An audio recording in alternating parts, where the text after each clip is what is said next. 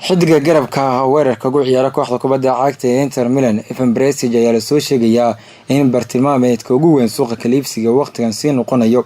xidigan ayaana macquul ah bishaan ku guda jirnay Janaayo inuu ka dhaqaaqo kooxda uu ka tirsan yahay ee lagu magacaabo Inter.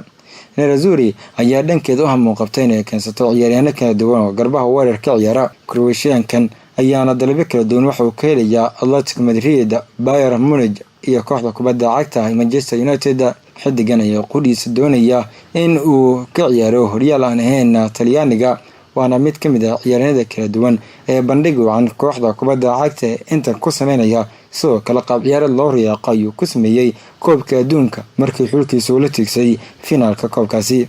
dalabyo ku aadan 50 milyan oo euro ayaa la soo sheegayaa in xidigani gacmaha kooxda Nerazzurri ugu baxsan karo.